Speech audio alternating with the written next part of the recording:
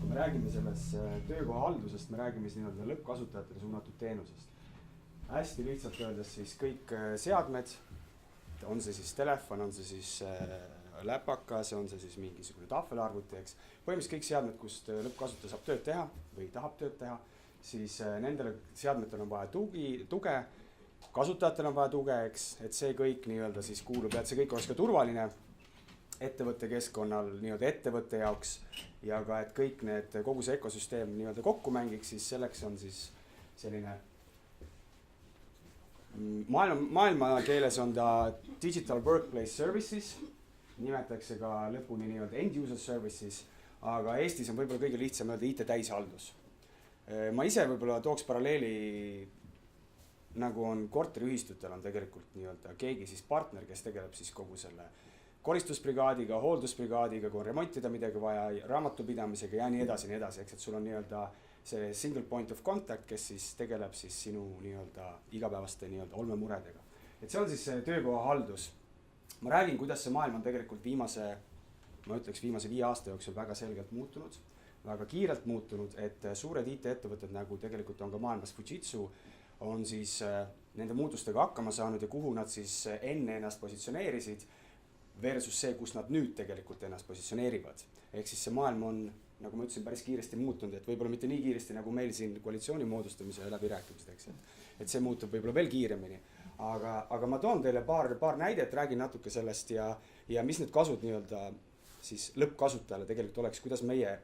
näeme hetkel, et me saame aidata ettevõtteid ja siis nende töötajaid. Et natukene sellest, mis oli vanasti, kuidas vanasti nii-öelda seda äri tehti või see ärimudel, milline oli vanasti ja natuke sellest ka, et miks üldse ettevõttele on oluline, et me räägime siis tegelikult sellest, et meil on need töökohahaldusteenused, me räägime lõppkasutajate tugi, kuhu nad helistavad, kuhu nad chativad, saavad abi, mul ei tööta üks asi, mul ei toimi teine asi, ma tahan nõu ühe asja kohta, teise asja kohta, eks. Et see on see nii-öelda need standardsed IT-süsteemid, see ei loo ettevõttele konkurentsieelist. Tänapäeva maailmas ta hetkel ei loo enam, vanasti ta oli võib-olla natuke võib-olla lõi, eks, aga enam ta tegelikult ei loo, ta on niisugune tuleb põlemas teenus, et see lihtsalt peab olema, niimoodi me töötame ja see on selline igapäevane. Siin on ERBid ja kõik muud asjad, mis juba natukene hakkavad võib-olla mingil määral nagu looma, aga siin kolmnurga üleval tipus on tegelikult juba natuke sellised, kuidas ma ütlen siis, mis loovad konkurentsieelist, IT-lahendused, kui ma võtan näiteks tootmises, siis tootmisjuhil, kui vanasti tehti mingeid asju paberi peal, pandi seina peale graafikud, veel seal mingisugused tootmisnäitajad, mis üks asi teeb, mis üks seade teeb, kui palju meil on toodangud, siis praegusel hetkel me räägime siis padist, kus on selline live info kogu aeg nagu olemas, eks, et kohe saab reageerida isegi nii kaugele, et ta on proaktiivne, et antakse siis tootmisjuhile näiteks teada, et see on nagu see koht, kus ettevõtted suudavad luua konkurentsieelist, see on see, mis nii-öelda, millega nad eralduvad teistest. Me mõte on siin see, et ma ei tea, ma korra küsin, et kui palju teil majas on teenus, IT-teenus nagu selline sisse ostetud või kui palju teil majas on oma IT-inimene, kes siis käib ja aitab probleeme lahendada, et ma ei tea, kui palju teab, et kui palju on sisse ostetud teenust? Okei. Et natuke võib tausta nii palju lihtsalt, et kui me räägime väga väiksest ettevõttest, siuke 4-5 arvutitöökohta, eks siis see teenus ilmselgelt ei ole päris, selle efekt ei tule niimoodi välja. Me räägime pigem siuke 20-30 arvutitöökohta ja sealt ülespoole, kus me suudame seda efekti luua, eks. Aga kui ma küsin seda, et kellel on see välja nii-öelda sisse ostetud teenus, eks, siis me tegelikult räägime sellest, et see sisse ostetud teenus on ilmselgelt odavam pidada. Ehk siis need riskid tulevad sellega, et kui on üks IT-inimene majas, mida ma sageli näen, kui on isegi 30-40 arvutitöökohta, siis on üks IT-inimene majas ja see kõige suurem risk tegelikult on see,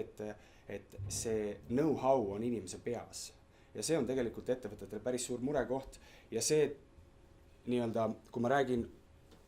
oma valdkonna inimestega, siis see on päris suur murekoht, mida tegelikult ettevõtte tegevjuhid ise natuke hetkel veel ei taipa. Nad hakkavad järjest rohkem sellest aru saama,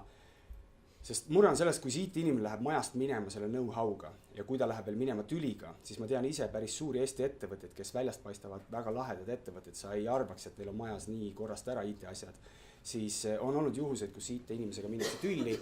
see IT-inimene läheb majast minema, ta võtab know-how kaasa ja kestab päris palju, et panna see kogu süsteem nii-öelda tagasi on the track nii-öelda, eks. Et see on nagu see, et see on nagu see, millega nagu ka meie tegeleme,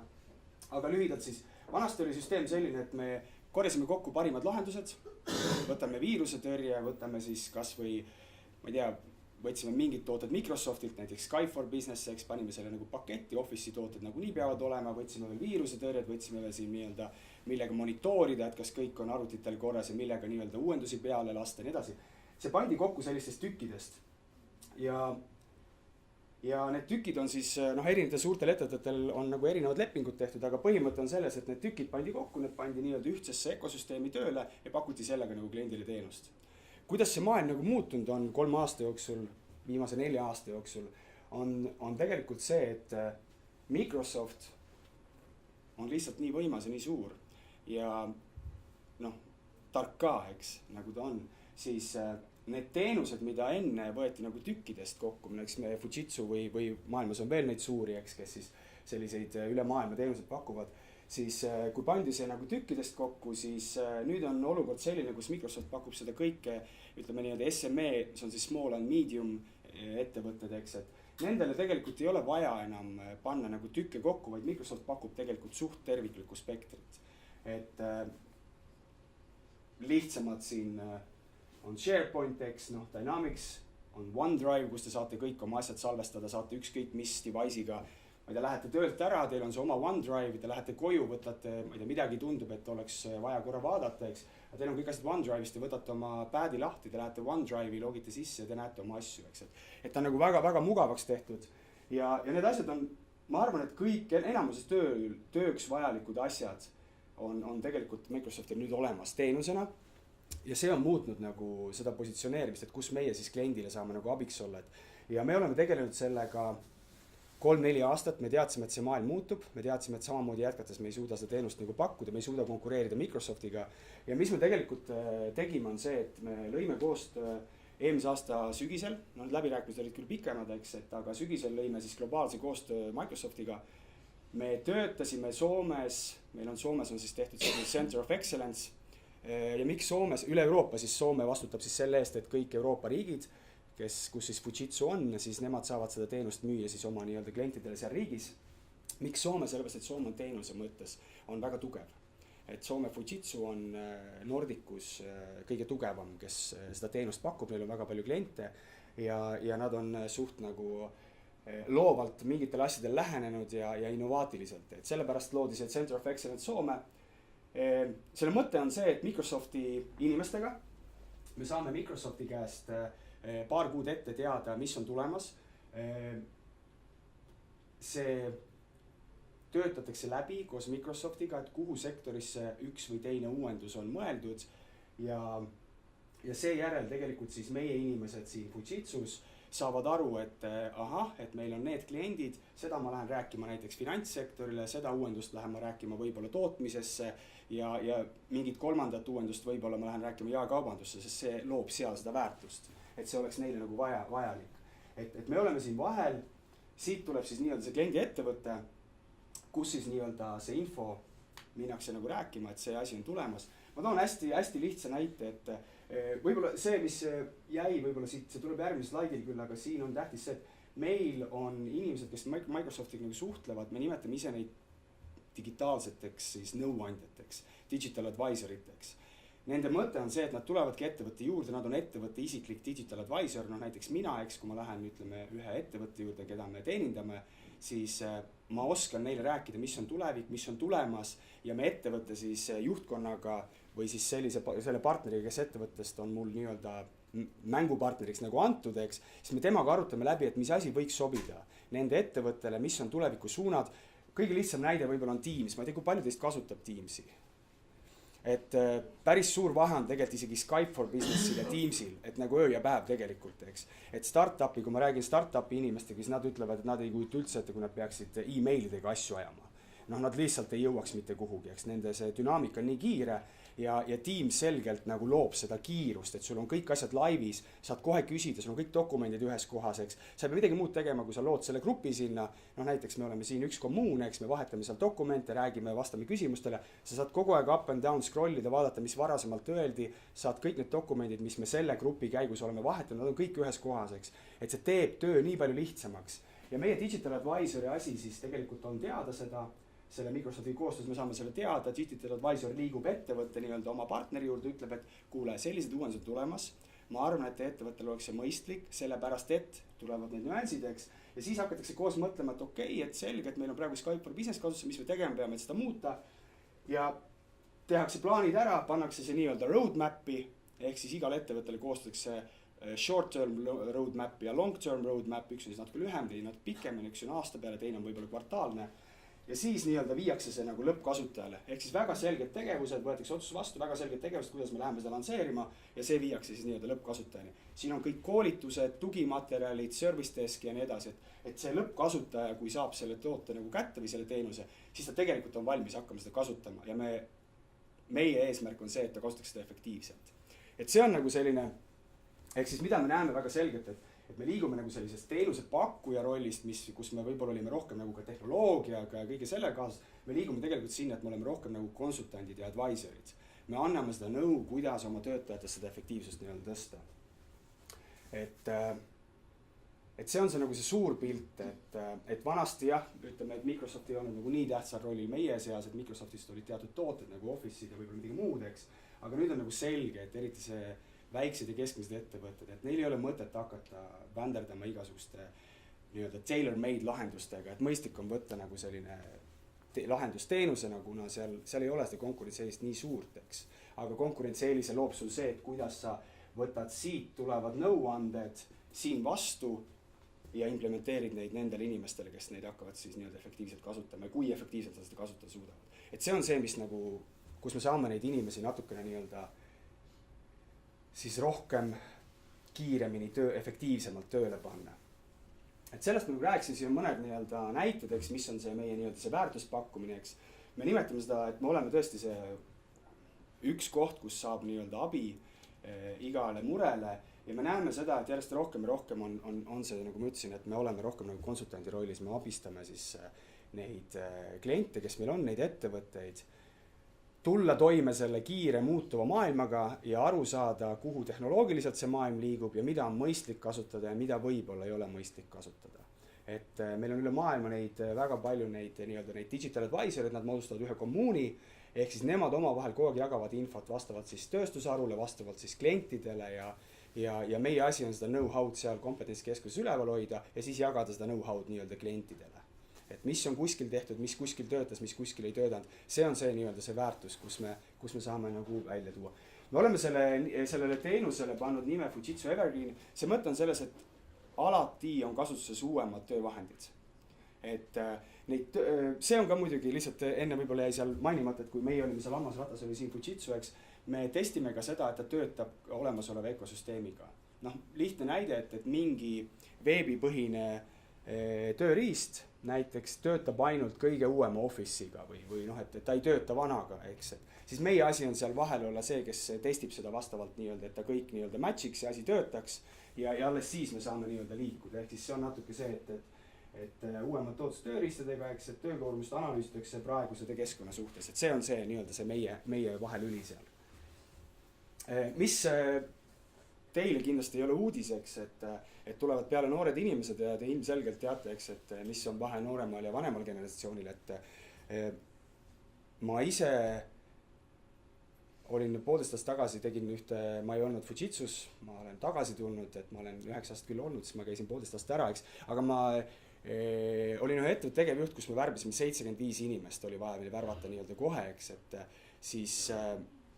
ma tundsin väga selgelt seda, et lõppkasutaja on nooremad lõppkasutajad, kui me räägime 20 ja natuke ülespoole, hoopis teistmoodi käituvad, mõtlevad ja väärtushinnangud natuke nagu teised, eks, et ma olin arvanud, mina olen 40 praegu peaaegu, eks, et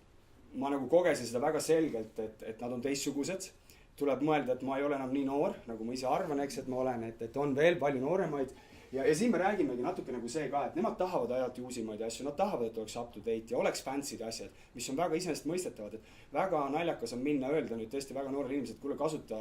ma ei tea, e-maili, eks, ta ütleb, et ma ei taha, ma kasutan Slacki või mul on Teams või mis iganes, eks, et ma tean, et see ei ole minu jaoks e-mail, et see ei ole Insta, eks. Ja teine asi, mis on see, et me näeme seda chatbotides ja iseteenusportaalides, me oma teenus täpselt samamoodi, kuhu me näeme see teenus areneb, on see, et sa kirjutad midagi sisse, sul on probleem milleiga,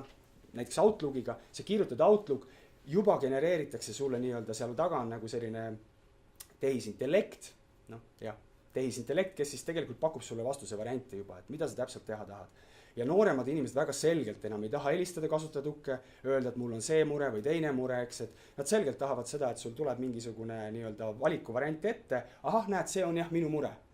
Nii ma lahendan. Nad guugeldavad, nad otsivad, eks, et ma selle kohta olen toonud ühe hea näite, et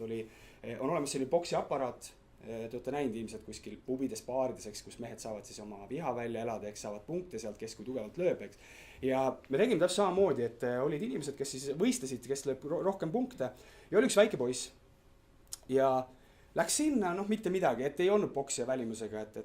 et nii palju ma sporti olen teinud, et ma boksijat tunnen tavaliselt ära, eks, aga läks ja lõi rekordi ja ta lõi suurtest meestest lõi nagu kõvasti rohkem. Ja ma küsisin ta käest pärast, et kuule, et kas sa oled tegelenud kunagi boksiga või kuidas sa nii tugevalt lõid? Ja tema vastus oli väga lihtne. Ma guugeldasin, kuidas lüüa max-skoori sellel aparaadil.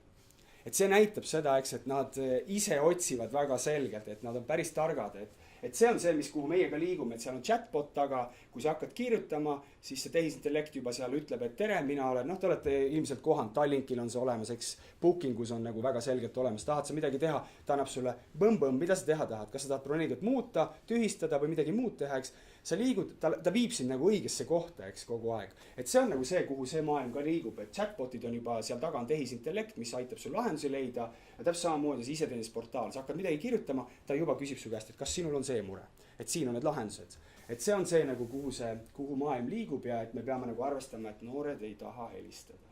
Et see on natuke see, mis võib-olla meile oli kunagi väga okei helistada, nüüd nende jaoks enam väga ei ole. Sest Digital Advisorist me rääkisime, eks, et need suuremad plussid, mida mina tegelikult näen, kus see teenus on muutunud, eks, on täpselt see, et plaanipõhine see roadmap nagu koostatakse ettevõttega, et sama nagu ma rääkisin, eks, et Teams on tulemas, me paneme selle roadmapi ja meil on selline aastane roadmap ja meil on selline nii-öelda kvartaalne roadmap, et sõltuvalt ettevõttest, et kui palju seal on teha, eks siis see roadmap nii-öelda koostatakse ettevõttega. Uued ideed, seda ma rääkisin, Center of Excellence, kes kogub seda infot Microsoftilt varem ja siis nii-öelda jagab seda infot siis oma klientidele. Kasutajatugi on nii palju muutunud, et kasutajatugi on muutunud reaktiivsest, on ta muutunud proaktiivseks, ehk siis väga palju asju saab monitoorida läbi nende Microsofti litsentside. Me väga selgelt saame näha, kui palju keegi midagi kasutab, kas ta kasutab seda efektiivselt ja siis sealt edasi tekivad need nii-öelda efektiivistamise momendid, et kui ettevõtte töötajad, näiteks meil on 100 inimeste ettevõttes, nad kasutavad Microsofti litsentsi, mis maksab 10 eurot. Seal on teatud funktsionaalsused, eks, aga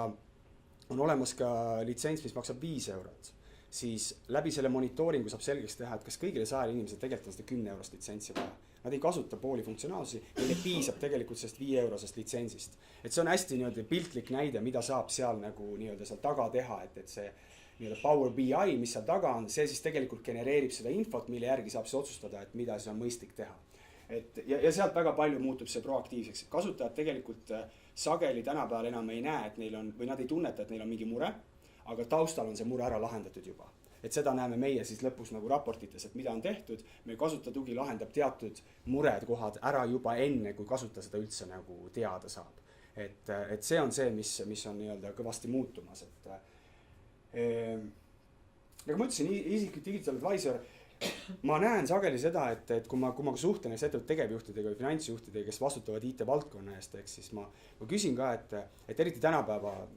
nüüd on see nii palju kergemaks läinud, eks, et IT-inimesi on raske leida, häid IT-inimesi on raske leida. Ja minu küsimus alati on see, et kuidas sa suudad seda ühte IT-inimest, ütleme, et teil on see IT-inimene, eks, et kuidas sa suudad teda ühes ettevõttes koolitada piisavalt ja hoida teda niimoodi alati nii-öelda siis, et ta oleks kogu huvitav. Et me sageli näeme ka enda ettevõttes, me peame inimesi liigutama siis nii-öelda suunama neid tegema ühte asja, teist asja, kolmandat asja, et nad kogu aeg areneksid, nad õpiksid, neil igav ei hakkaks. Ja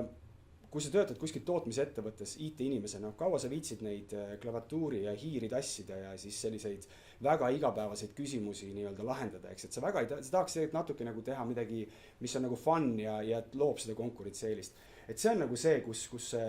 me selgelt näeme seda, et ühes ettevõttes 1-2 IT-inimest, et nad varem või hiljem nad lähevad minema, see on risk, eks, ja teine see, et need kulud on selgelt teenuse poole peal, need kulud on madalamad kõvasti kui hoida oma IT-inimest, et see kulud esialgu võib-olla tunduvad nagu, et noh, kuidas sa nüüd arvutad, eks, aga kui sa võtad selle TCO nagu see total cost of ownership'i, eks, siis need kulud tegelikult ühe inimese kohta, IT-inimese kohta on päris kõrged versus see, mis teenus maksab. Et see on see, kuhu me teenusega, miks me seda teenust pakume. Sellest ma rääkisin, eks, et tõesti, et need inimesed on olemas, meil on enda Microsofti inimesed, kes meiega seda teenust arendavad ja seal on lihtsalt võib-olla ühe näitena, et meil on kevadel, kui me selle teenusega nagu laivi tulime või hakkasime neid pilootkliente endale võtma, siis meil oli Soomes üks pilootklient, kellel on endal IT-tugi ja seal on 60 inimest IT-toes, kes tegelevad igapäevaselt siis IT-asjadega ja meie Fujitsu pakub sinna teatud teenuseid nii-öelda veel peale, eks, sest ettevõte on suur. Ja me rääkisime sellest teenusest, me rääkisime sellest Microsofti asjast ja klient ütles, et sel hetkel, et tundub päris huvitav, aga me hetkel tegeleme Microsofti asjadega ise, et meil on 6 inimest, kes tegelevad selle Microsofti igavuste uuendustega ja selle valideerimistega ja vaatamistega, mis seal tuleb, et meil inimesed tegelevad. Ta tuli 4 kuud hiljem, tegelikult sügisel tuli uuesti, ütles, et räägime uuesti sellest teenusest, meil need inimesed ei jõua sellega tegeleda. Et see on nagu, noh, seal ei ole pointi, et sa paned ühe dedicated tiimi tegelema nende asjadega, et seda on mõistlik nii-öelda sisse osta ja lasta nendel inimestel tegeleda millegi natukene nii-öelda siis väärtust loovumaga, et see, need on mõned näited. Arenguplaanist me rääkisime, mis siin minu arust on muutunud aja jooksul on, kui me pakkusime kunagi teenust, siis me pigem võib-olla võtsime need 2, kas see on check-in, pigem see on vist see on lühiajaline plaan, eks. Et need 2 asja on need, mis ma tegelikult näen, et väga selgelt loovad väärtust ja väga õige, et nad on eraldatud, ehk siis see taust on nagu selles, et kui sa teed kuu sellist koosolekut, et sa vaatad nagu tagasi ja siis sa sellel samal koosolekul tegelikult tahad vaadata edasi, siis miks see võib-olla väga hästi ei toimi tavaliselt on see, et kui sa vaatad tagasi, siis noh, igal juhul on seal mingid sellised natuke negatiivsed momendid sees. Et kas siis midagi võib-olla ei töötanud väga hästi, eks, kas siis lõppkasutajal oli seal mingi mure, mida me ei suutnud lahendada. Neid muresid tuleb alati, eks. Seal on natuke see negatiivne toon sisse häälestatud või sisse programmeeritud, eks. Ja mulle väga meeldib see, et näiteks meie sellest praeguses vormis ja mida ma tunnetan klientidega on see, et ma ei räägi väga sellest, mis juhtus. Ma räägin klientidega väga selgelt sellest, kuidas me edasi läheme. Mis meie mõtted on edasi, mida me kasutame, kuidas efektiivistada, eks. Et see on nagu väga selge, mida ma näen, mida me praegu Eestis näiteks võib-olla mida me kunagi tegime, mida me nüüd enam ei tee ja see loob väga positiivset fooni. Et ei ole vaja rääkida nagu seal ühe samal koosolekul nii negatiivsest kui positiivsest. Pigem positiivsel ja looking back on natuke selline, et okei, see oli see mure, võtame teadmis, muudame seda niimoodi. Järgmine kord see ei juhtu sellepärast, et me teeme neid asju. Et see on nagu see, mis on nii-öelda muutunud ja mis on nagu mõistlik. No nendest me natuke põgusalt rääkisime, eks, et see ärile, et tõesti, et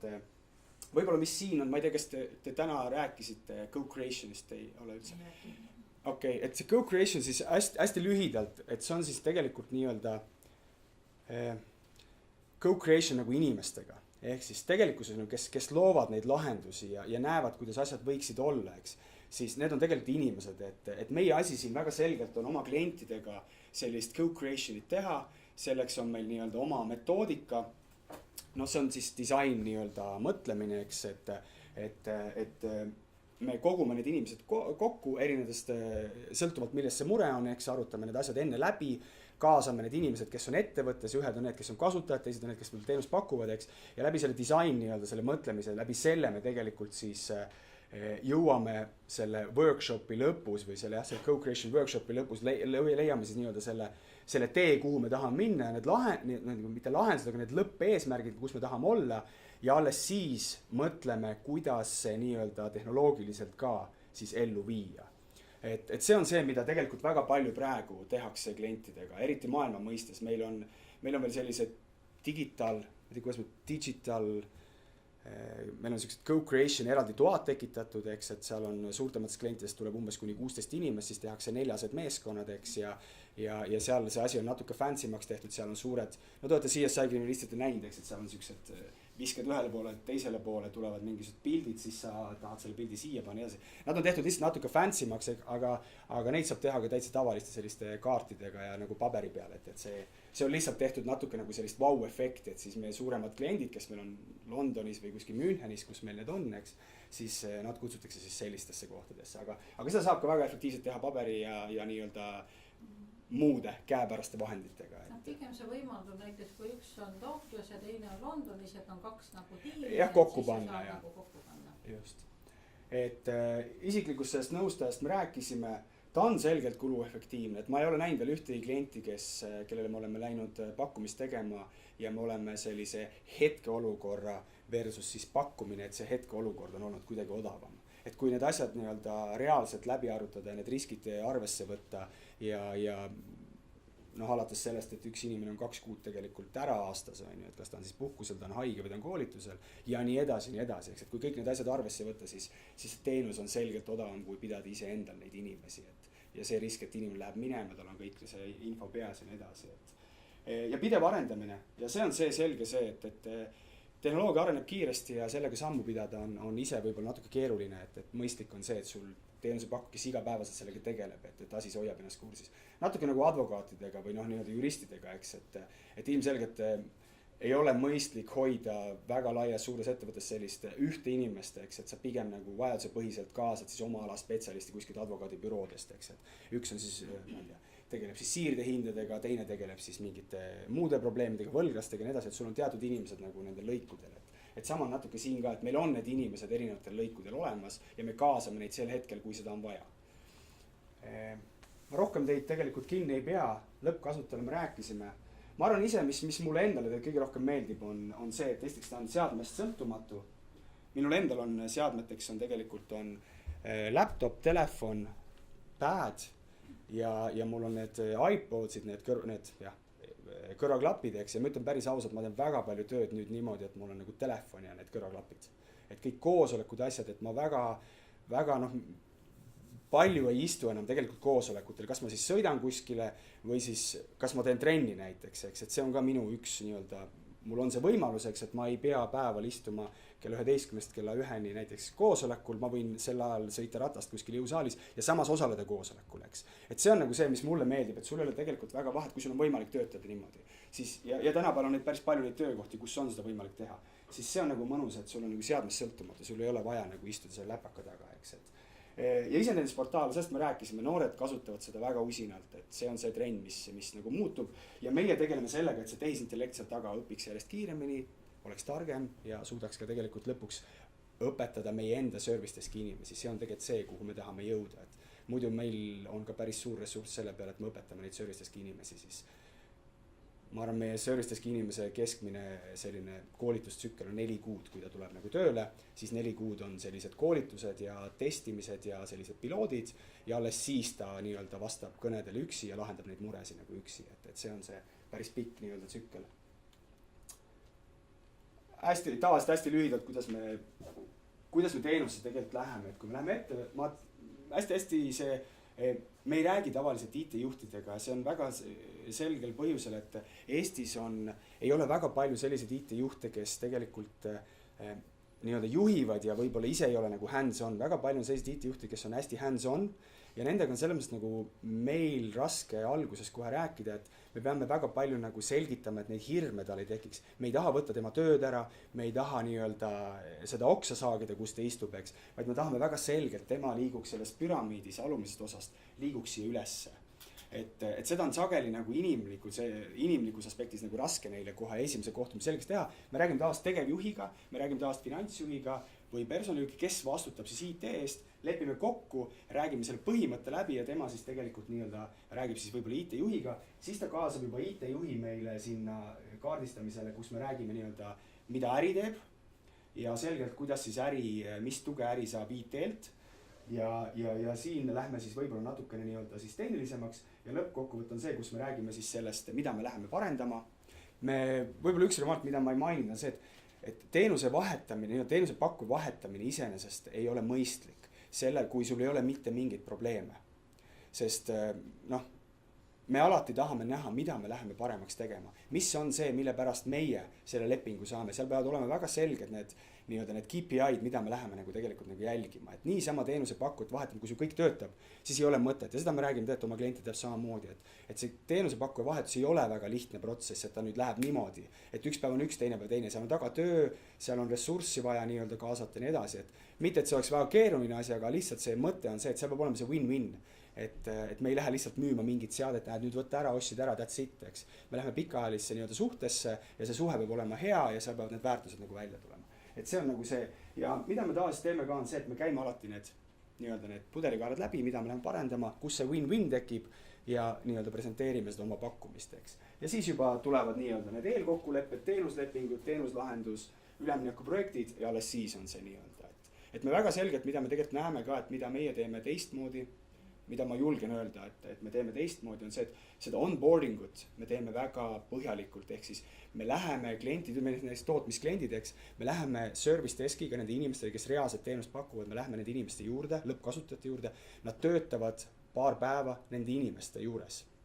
Nad käivad läbi neid tube, küsivad, et tere, et mina olen Fujitsust Elvis, mina pakun seda IT-tuge, et me muidu oleme tavaliselt seal teisel pool toru või ekraani, eks, aga nüüd me oleme siin, et me tahame sind aidata. Ja te ei kujuta ette, mis küsimusi sealt inimestelt tuleb. Alates sellest, et Facebooki account on lukku pandud, eks. Ja lõpetas sellega, et kuule, et ma tegelikult käisin ühes siukses selles, eks, et vaata, siin on mul nüüd kogu aeg mingisugune, tuleb mingi reklaam ette, ma tegelikult ei tahaks seda, eks, et ja nii edasi. See on asjad, mida nad tegelikult ei julge küsida läbi võib-olla telefoni, kui see teenus on nagu kaugel. Et me väga selgelt üritame seda hästi personaalseks seda teenust nagu ajada, ja see on selline jätkuv meie nagu tegemine, et nagu see nägite seal videos oli ka, eks, et lõpetas sellega, et meil on see site desk seal loodud ettevõtte kuskile kontorisse, kus siis inimene saab minna oma arvutiga mingi murega, ta lähebki, ta teab, et see inimene on seal, ma ei tea, kolmapäeviti ja reedeti, ta läheb ja küsib neid asju, eks, et see on väga tähtis, sest midagi ei ole teha, et kui me räägime sellest kohapeal olevast IT-inimesest, seal on suhted, eks, sa tead natuke seda inimest, sa tead, et tal on naine, sa tead, et tal on koer või tal on mees ja tal on lapsed ja sa räägid natuke personaalsemalt, et kui see nagu ära kaob, siis tekib taas natuke see, et aga kuulete, aga see tegelikult see Ivo seal, ta oli jube hea, ta käis, ma rääkisin talle omast elust, jutust, nii edasi, on ju, aga me siis üritame natuke seda nagu siis seda maha võtta neid pingeid ja siis neid inimesi natuke lähemale tuua ja siis jälle nagu kaugemale viia ja siis jälle selle lähemale tuua. Et see on see, kuidas me siis klientidega suhtleme ja kuidas me siis nagu teenusse lähme. Et ma rohkem, ma arvan, teid kinni ei hoiaks, et küsige, kui te tahate midagi veel küsida, palun. Ma siis vastan.